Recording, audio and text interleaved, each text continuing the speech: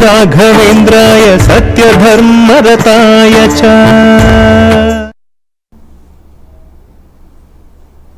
ನಮಸ್ಕಾರ. ಸ್ಪೀಡ್ ನ್ಯೂಸ್ನ ವಿಶೇಷ ಕಾರ್ಯಕ್ರಮ ಆದಂತಹ ಗುರುಮಾತಾ ಗುರುವಾಣಿ ವಿಶೇಷ ನೇರ ಪ್ರಸಾರ ಕಾರ್ಯಕ್ರಮಕ್ಕೆ ಸ್ವಾಗತ. ನಾನು ಸುಷ್ಮಿತಾ ನಟರಾಜ್. ವೀಕ್ಷಕರೇ, ಇವತ್ತು ಶುಕ್ರವಾರ ದೇವಿಯ ಆರಾಧನೆಯ ಜೊತೆಗೆ ಸಾಕಷ್ಟು ದೇವರ ಆರಾಧನೆಯನ್ನ ಮಾಡ್ತೀವಿ. ಅದೇ ರೀತಿಯಾಗಿ ಗುರುರಾಯರನ್ನ ಯಾವಾಗ ನೆನೆಸ್ಕೊಂಡ್ರು ಸಹ ನಮ್ಮ ಜೊತೆ ಇರ್ತಾರೆ ಅನ್ನುವಂತಹ ಮಾತು ಸದಾ ಕಾಲ ನಿಜ ಆಗ್ತಾನೆ ಇದೆ. ಯಾಕೆಂದ್ರೆ ಸಾಕಷ್ಟು ಭಕ್ತರು ಕಷ್ಟದಲ್ಲಿರ್ತಾರೆ. ಅದೇ ರೀತಿ ಆ ಭಕ್ತರ ಕಷ್ಟಕ್ಕೆ ಒಲಿದಿರುವಂತಹ ರಾಯರು ಪ್ರತಿ ಬಾರಿಯೂ ಸಹ ಭಕ್ತರ ಜೊತೆಯಲ್ಲಿ, ಭಕ್ತರ ಇರುವಂತಹ ಸ್ಥಳದಲ್ಲೇ ಇರ್ತಾರೆ ಅಂತಾನೆ ಹೇಳ್ಬೋದು. ಯಾಕೆಂದ್ರೆ ಗುರುರಾಯರು ಕೇವಲ ಒಬ್ಬ ದೇವದೂತ ಅಷ್ಟೇ ಅಲ್ಲ, ಪ್ರತಿಯೊಂದು ರೀತಿಯಲ್ಲೂ ಪವಾಡವನ್ನ ಮಾಡ್ತಾ ಎಲ್ಲರಿಗೂ ಸಹ ಒಳಿತನ್ನ ಬಯಸ್ತಾ ಎಲ್ಲರ ಜೊತೆಯಲ್ಲಿ ಸದಾಕಾಲ ಇರುವಂತಹ ಗುರುರಾಯರ ಪರಮ ಭಕ್ತೆ ಆಗಿರುವಂತಹ ಶ್ರೀ ರಾಘವೇಂದ್ರ ಗುರುಮಾತಾಜಿಯವರು ಎಂದಿನಂತೆ ನಮ್ಮ ಕಾರ್ಯಕ್ರಮದಲ್ಲಿ ಸಾಕಷ್ಟು ವಿಚಾರಗಳ ಬಗ್ಗೆ ತಿಳಿಸ್ಕೊಡೋಕೆ ಇದ್ದಾರೆ. ಮೊದಲಿಗೆ ಅವ್ರನ್ನ ಕಾರ್ಯಕ್ರಮಕ್ಕೆ ಬರಮಾಡ್ಕೊಳ್ಳೋಣ. ಗುರುಮಾತಾ, ಕಾರ್ಯಕ್ರಮಕ್ಕೆ ಸ್ವಾಗತ. ಗುರುವೇ ಶರಣಂ. ನಮಸ್ಕಾರ. ನಮಸ್ಕಾರ ಎಲ್ಲರಿಗೂ. ಗುರುವೇ ಶರಣಂ. ಪೂಜ್ಯಾಯ ರಾಘವೇಂದ್ರಾಯ ಸತ್ಯಧರ್ಮರತಾಯ ಚ ಭಜತಾಂ ಕಲ್ಪವೃಕ್ಷಾಯ ನಮತಾಂ ಕಾಮಧೇನವೇ. ರಾಘವೇಂದ್ರ ಸ್ವಾಮಿಯ ಅನುಗ್ರಹ ಆಶೀರ್ವಾದ ಸದಾಕಾಲ ಎಲ್ಲರಿಗೂ, ಎಲ್ಲ ಜೀವರಾಶಿಗೂ ಇರಬೇಕು. ಅವತಾರ ಮಹಾಪುರುಷ ರಾಘವೇಂದ್ರ ಸ್ವಾಮಿ ಬೇಕಾದಷ್ಟು ನೋಡಿ, ಅಲ್ಲಿ ಮಂತ್ರಾಲಯದಲ್ಲೂ ಸಹ ಚಿಕ್ಕದೊಂದು ಪ್ರಾಬ್ಲಮ್ ನಡೀತು, ಒಂದು ಘಟನೆ.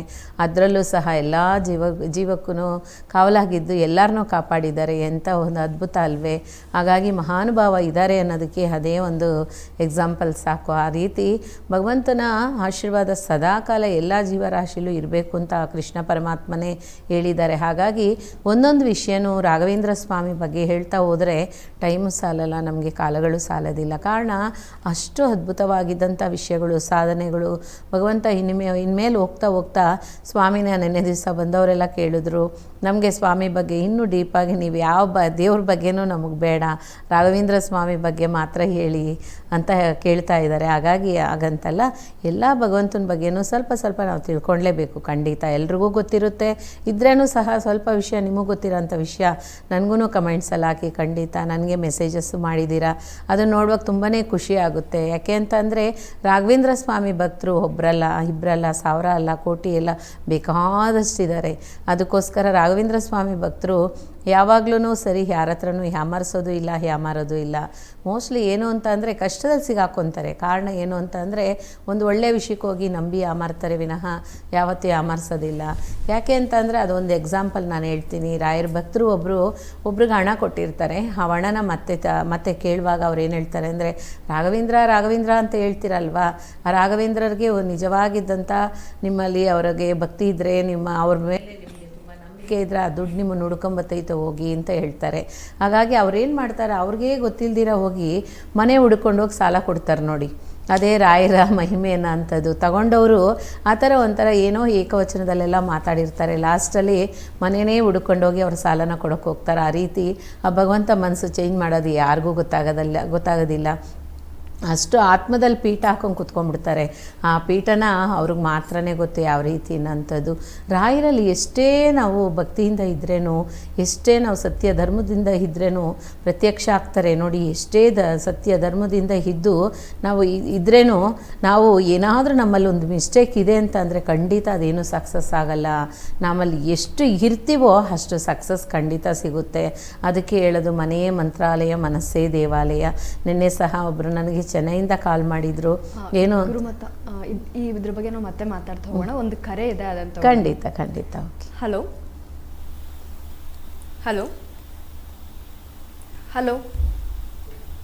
ಕೇಳಿಸ್ತಾ ಇದೆಯಾ? ಹಲೋ,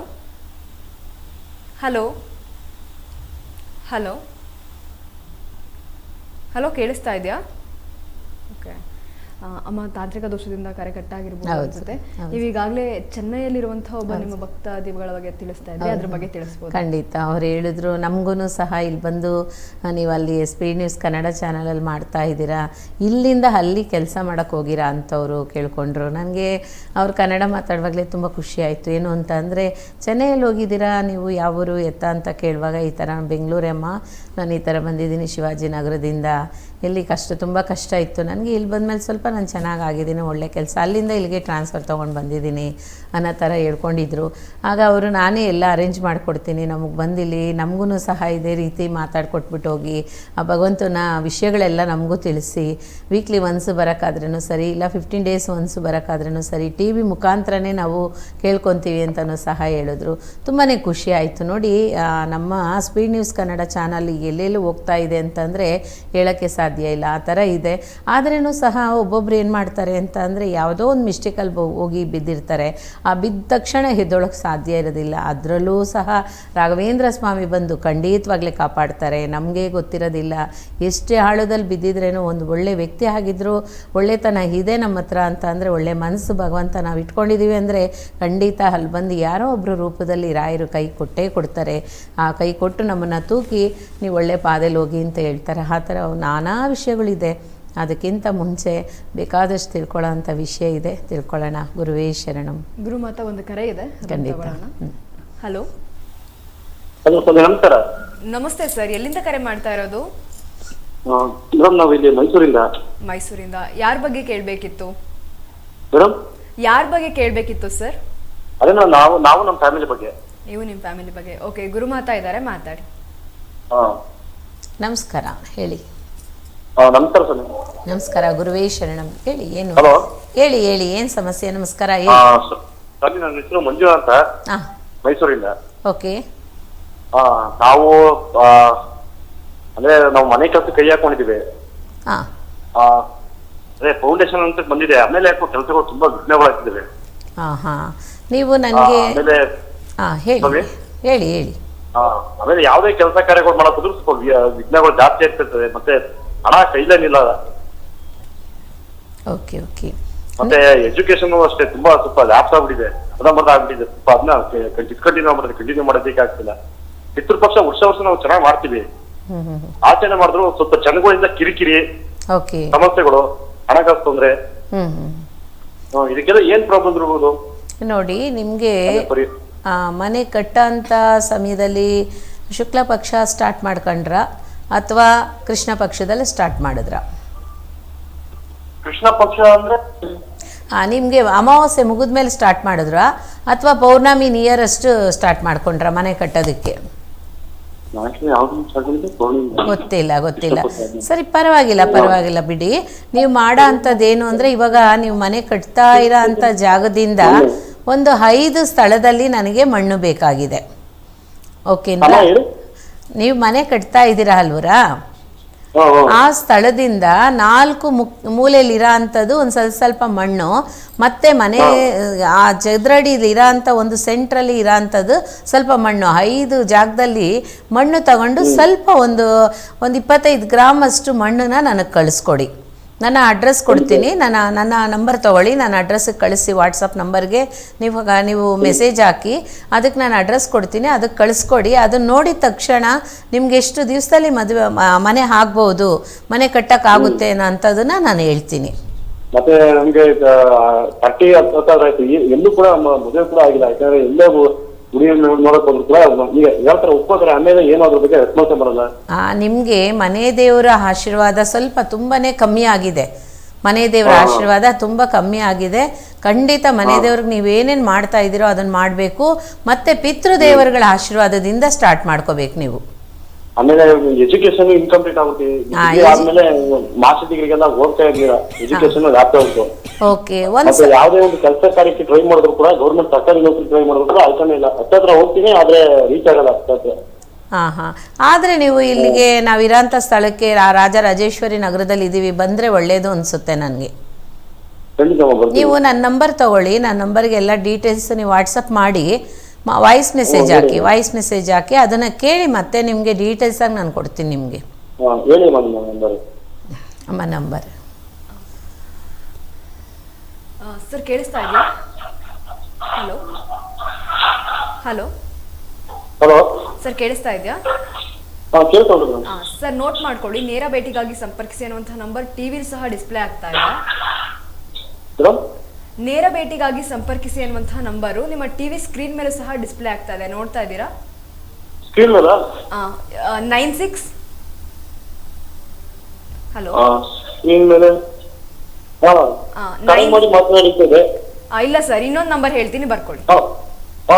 ನೇರ ಭೇಟಿಗೆ ಸಂಪರ್ಕಿಸಿ ಅಂತ ಒಂದ್ಸಲ ಆಗಲ್ಲ. ಅದೇ ನಂಬರ್.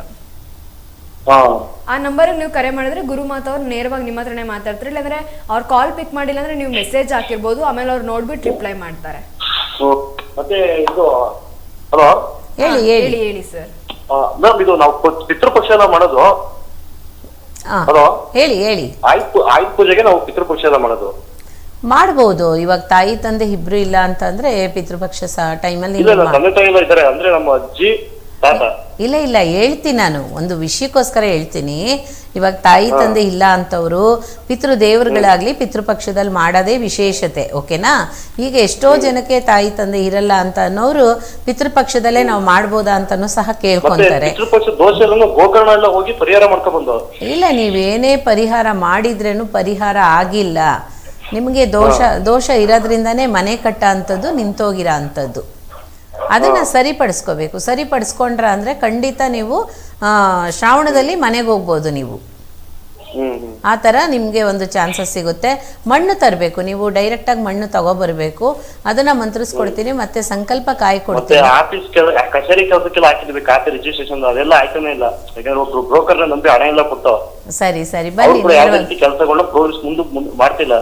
ಓ ಸರಿ, ಎಲ್ಲ ಮೆಸೇಜಸ್ ಎಲ್ಲ ಹಾಕಿ ನನ್ಗೆ ವಾಟ್ಸಪ್. ಜಮೀನ್ದು ಖಾತೆದು ಅದೆಲ್ಲ ನಮ್ದೆಲ್ಲ ನಮ್ಮ ಈ ಸಂಬಂಧಪಟ್ಟಿದ್ದವು ಸ್ವಲ್ಪ ಪ್ರಾಬ್ಲಮ್ ಇದಾವೆ. ಕಚೇರಿ ಕೆಲಸಗಳೆಲ್ಲ ಆಯ್ತಾನೆ ಇಲ್ಲ. ಆಗ್ಲಿ ರಾಯರ ಆಶೀರ್ವಾದದಿಂದ ಖಂಡಿತ ಎಲ್ಲನೂ ಅನುಕೂಲತೆ ಆಗುತ್ತೆ. ಚಿಂತೆ ಮಾಡಬೇಡಿ. ನೀವು ನೇರ ಭೇಟಿಯಾಗಿ ಒಂದೊಂದನ್ನು ಸರಿಪಡಿಸ್ಕೊಡ್ತೀನಿ ನಾನು. ಓಕೆ, ನಮಸ್ತೆ. ಸರ್, ಇನ್ಯಾವುದೇ ರೀತಿಯ ಒಂದಷ್ಟು ಗೊಂದಲಗಳಿದ್ರೆ ನಿಮ್ಗೆ ಈಗಾಗಲೇ ನೇರ ಭೇಟಿಗಾಗಿ ಸಂಪರ್ಕಿಸಿ ಅಂತ ನಂಬರ್ ಕೊಟ್ಟಿದ್ದೀವಿ. ಆ ನಂಬರ್ಗೆ ನೀವು ಕರೆ ಮಾಡಿ, ಇಲ್ಲಾಂದ್ರೆ ಮೆಸೇಜ್ ಮಾಡಿ, ಗುರುಮಾತಾ ನಿಮ್ಮ ಹತ್ರ ನೇರವಾಗಿ ಮಾತಾಡ್ತಾರೆ ಸರ್.